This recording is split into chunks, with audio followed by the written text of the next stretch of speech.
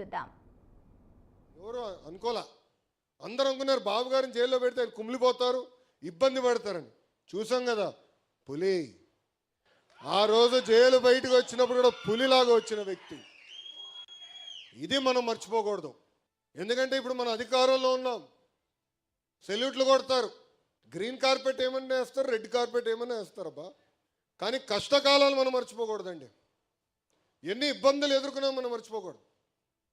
నేను పదే అన్ని మీటింగ్లో అంజిరెడ్డి తాత గురించి చెప్పా, మంజులారెడ్డి గారి గురించి చెప్పాను. ఏకంగా మన గాంధీ గారు ఉన్నారు విజయవాడ కార్పొరేటర్గా, అక్కడ ఉన్నవారు ఆయన పైన దాడి చేసి కన్ను తీయేశారు. ఒక కంటి చూపు పోయింది. ఇంకా వాళ్ళని ఆదర్శంగా తీసుకోవాలి. ఇంకా మన నియోజకవర్గం వచ్చేలాగా కొల్లు రవణనే మనకు ఆదర్శం. ఎంత ఇబ్బంది పెట్టారు, అడుగడుగున ఎట్టొకట్ట కట్టేయాలి, ఆపాలి స్పీడ్ అనే ఆలోచన. కానీ మన ఆగల, తగ్గేదే లేదని నినాదంతో ముందరికెళ్ళాం. అది తెలుగుదేశం పార్టీ గొప్పతనం. కానీ కష్టకాలాలు మనం మర్చిపోకూడదని. అధికారంలో ఉన్నా ప్రతిపక్షంలో ఉన్నట్టే మనం ఆలోచించాలి. మనందరం ఒక పెద్ద కుటుంబం, సమస్యలు మనకు ఉంటాయి. ప్రభుత్వం 10 నిర్ణయాలు తీసుకుంటే 3 తప్పు అవుతాయి. చెప్పండి, చర్చిద్దాం. ఎమ్మెల్యేగా రవి అన్న ఉన్నాడు, ఏకంగా ఇక్కడ పార్లమెంట్ పార్టీ అధ్యక్షుడిగా కొనకల్ నారాయణ గారు ఉన్నారు, పార్టీ అబ్జర్వర్ ఉన్నారు, ఇంకా జోనల్ కోఆర్డినేటర్ రాజు గారు ఉన్నారు, పల్లా శ్రీనన్ ఉన్నాడు, నేను ఉన్నా. మనం ఆడుకోవాలి, చర్చించుకోవాలి. మనం ఏదైతే తప్పు జరుగుతుందని భావిస్తామో అది తీర్చిదిద్దే వరకు మనం పార్టీ లోపల పోరాడాలి. మీరు అందరూ అనుకోవచ్చు లోకేష్కి తేలిక పార్టీ లోపల అని, భలే ఉన్నారు. జగన్ గారితో నేను ఎంత పోరాడానో దానికన్నా 3 రెట్లు ఎక్కువ నేను పార్టీలో పోరాడాను. కొల్లు రవణకు తెలుసు, ప్రతి పాలిట్ బ్యూరో మీటింగ్లో నాకే ఎక్కువ అక్షంతలు పడతాయి, ఏదో ఒకటి కలబెడతా ఉంటా. మహానాడు కడపలో పెట్టాలన్నప్పుడు చాలామంది అన్నారు ఎందుకు ఊకేంది, ఒక విశాఖపట్నమో విజయవాడనో తిరుపతి చాలు కదా అంటే, లేదు, పార్టీ విధానం మారాలి. ప్రతి సంవత్సరం కొత్త జిల్లాల్లో మన మీటింగ్లు పెట్టాలి. పార్టీ సిద్ధాంతం ఏంటో తెలియాలి, అక్కడ అందరికీ ప్రజలు కూడా తెలియాలి, కార్యకర్తలు కూడా మొత్తం రాష్ట్రం చూడాలి అనే ఆలోచనతో చెప్పా. కానీ ఒప్పించడానికి నాకు టైం పట్టింది. బాబు గారు ఒప్పుకున్నారు, అదే ఆయన గొప్పతనం. కానీ ఒక్కదాన్ని చేయాలంటే ఎంత కష్టపడాలో నేను స్వయంగా చూస్తున్నా. మనం ఆడుకుందాం, చర్చించుకుందాం, కానీ 4 గోడల మధ్యనే. అది నాకు ముఖ్యం. నేను అనేక విషయాల్లో బాబు గారితో చర్చించా. కొన్ని విషయాల్లో నేను ఏకీభవించబోవచ్చు, కానీ బాబు గారు నిర్ణయం తీసుకున్న తర్వాత శిరసు వంచి నాకు నచ్చపోయిన నిర్ణయమైనా అమలు చేస్తాను, ఎందుకంటే అది పార్టీ విధానం. అందుకే మీరు చూడండి, ఎప్పుడు నేను ప్రత్యక్ష రాజకీయాల్లోకి 12 సంవత్సరాలు అయింది, ఏనాడైనా బాబు గారు లోకేష్కి గొడవ జరిగిందని ఎవరన్నా అనగలుగుతారా?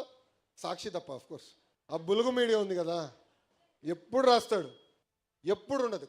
కారణం ఏంటంటే పద్ధతి ప్రకారం మనం నడుద్దాం. తప్పు జరిగినప్పుడు తప్పు జరిగిందని చెప్పాల్సిన బాధ్యత మీ పైన ఉంది. ఆ తప్పుని సరిదిద్దుకునే బాధ్యత కూడా పార్టీ పైన ఉందని ఈ సభాముఖ కార్యకర్తలందరికీ నేను తెలియజేస్తున్నాను.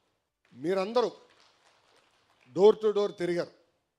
ఐకేఎంఆర్ కానివ్వండి, గతంలో జరిగిన బాదుడే కార్యక్రమం కానివ్వండి, బాబు షూరిటీ భవిష్యత్ గ్యారంటీ, బాబు సూపర్ 6, చివరికి శంకరామం పేరుతో డోర్ టు డోర్ తిరిగారు.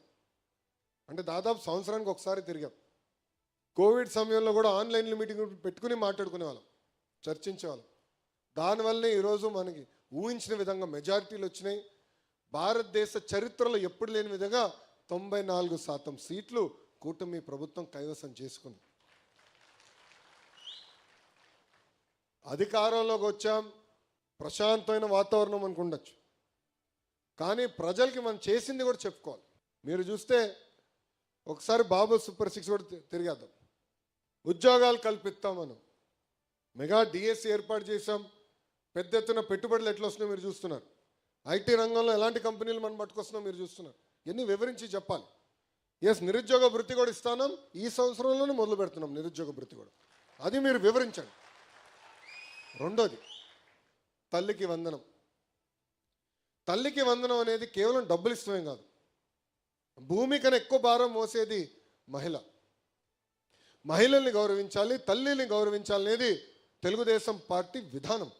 ఇది ఇప్పుడు కాదు, విశ్వవిఖ్యాత నట సార్వభౌమ స్వర్గశ్రీ నందమూరి తారక రామారావు గారి దగ్గర నుంచి బాబు గారి వరకు జరిగేది. అనేక సంస్కరణలు తీసుకొచ్చాం. ఇప్పుడు డబ్బులు ఇస్తున్నాం, మన చేతులు దులుపుకుంటాం కాదు. మహిళల్ని గౌరవించాలని ఇంట్లో మొదలవ్వాలి, మన వాడక భాషలో మొదలవ్వాలి. నేను విద్యాశాఖ మంత్రిగా పుస్తకాలు నేను చూసా. ఆ పుస్తకాల్లో చూస్తే ఇంటి పనులంతా మహిళలు చేసేదే ఉంది, ఫోటోలు. ఈ సంవత్సరం మార్చా, 50% మగవాళ్ళు చేయాలి, 50% ఆడవాళ్ళు చేయాలని పుస్తకాల్లో మేము మార్చా. మహిళల్ని గౌరవించాలనేది ఇంట్లో మొదలవ్వాలి. ఇది మనం మాట్లాడాలి. తల్లికి వందనం అనేది చాలా ఇంపార్టెంట్. డబ్బులు ఇస్తే కాదు, గౌరవించాలనేది. జూలై 5వ తారీఖు నాడు పీటీఎం మీటింగ్ జరుగుతుంది. ఆ పీటీఎం మీటింగ్లో పిల్లలందరూ తల్లి ఆశీర్వాదం కూడా తీసుకోవాలని పెట్టాం. నేర్చుకోవాలి మనం, అది చాలా చాలా అవసరం కూడా. ఉచిత గ్యాస్, ప్రతి ఏటా 3 ఉచిత గ్యాస్ సిలిండర్లు ఇస్తాను. ఇప్పటికీ 2 కోట్ల గ్యాస్ సిలిండర్లు ఉచితంగా మనం అందజేశాం. కానీ దాంట్లో ఒక ఇబ్బంది ఉంది, కొంతమంది వాడుకుంటున్నారు, కొంతమంది వాడుకోవట్లేదు. అందుకే ఈ సంవత్సరం నుంచి నేరుగా ప్రతి 4 నెలలకు ఒకసారి ఆ సబ్సిడీ అమౌంట్ ఏదైతే ఉందో మహిళల అకౌంట్లో జమ చేయాలని నిర్ణయించుకున్నాం. అది ఈ సంవత్సరం నుంచి అమలు చేస్తామని కూడా చెప్పండి. అన్నా క్యాంటీన్లు తిరిగి ప్రారంభించాం. 4,000 రూపాయలు పెన్షన్ అండి వృద్ధులకి, 6,000 రూపాయలు వికలాంగులకి, బెడ్కే పరిమితం అవుతే 15,000 రూపాయలు మనం అందజేస్తున్నాం. భారతదేశంలోనే ఏ రాష్ట్రం ఇవ్వట్లేదు ఇట్లా. ధనిక రాష్ట్రం గుజరాత్, మహారాష్ట్ర, తెలంగాణ, కర్ణాటక ఇవ్వట్లా.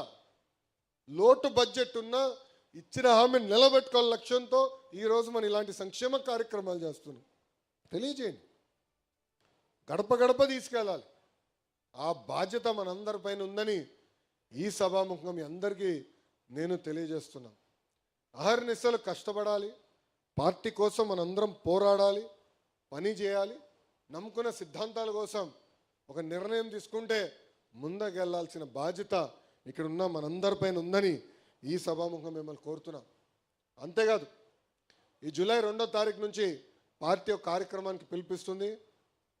సుపరిపాలనలో తొలి అడుగు అనే విషయం పైన ఆల్రెడీ ప్రభుత్వ కార్యక్రమం ఉంది. అంతేకాకుండా పార్టీ కూడా బాధ్యత తీసుకుని కుటుంబ సాధికార సారథులు, cluster unit booth compulsory door to door తిరగాలి. మన పార్టీ టెక్నాలజీ అంటే బాగా ఇష్టం. కారణం ఏంటి? పాదయాత్రలో చాలామంది నన్ను 2 విషయాలు అడిగారు. మొదటిది, అన్నా కష్టపడేవాడికి ఫోటోలు దిగేవాడికి సమానంగా చూస్తే ఎట్లా, నిజమైన కష్టపడిన కార్యకర్తలు మీరు గుర్తించండి అని నన్ను కోరారు. రెండో విషయం, అధికారంలోకి వచ్చిన తర్వాత కార్యకర్తల్ని కలవరు, కూర్చుని మాట్లాడరు, మీటింగ్ వేయరు అని చెప్పారు. అందుకే మొదటి దానికి టెక్నాలజీతో జోడిస్తేనే పనిచేసింది ఎవరు, పనిచేయింది ఎవరు తెలుస్తుంది. ఇప్పుడు బాబు షూరిటీ భవిష్యత్ గ్యారంటీ అన్నాడు, ఓటీపీ పెడితే అందరూ లొకేషన్ తిట్టుకున్నాడు. వీడికేం పని పట్టలేదు, పాదయాత్ర చేస్తే సరిపోతుంది, ఎన్ని ఎందుకు పెట్టాడు రాబోయ్ అని. అది పెట్టాం కనుకనే ఎవరు చేశారు, ఎక్కడ చేశారు, ఎప్పుడు చేశారో తెలుసుకున్నాం. అందుకే కార్యకర్తలు మేము గుర్తించగలుగుతున్నాం, అంటే పనిచేసిన కార్యకర్తలు గుర్తించగలుగుతున్నాం. ఫోటో స్టార్స్ని కూడా గుర్తిస్తున్నాం. అద్భుతమైన ఫోటో స్టార్స్ వీళ్ళు, ఫోటోలు బాగా దిగుతారు, అటు ఉండి అని చెప్తున్నాం. సేమ్ థింగ్ మీరు చూస్తే మెంబర్షిప్లో కూడా రెఫరల్ ఇచ్చాం, అక్కడ ఎవరు బాగా పనిచేశారో కూడా తెలుసుకున్నాం.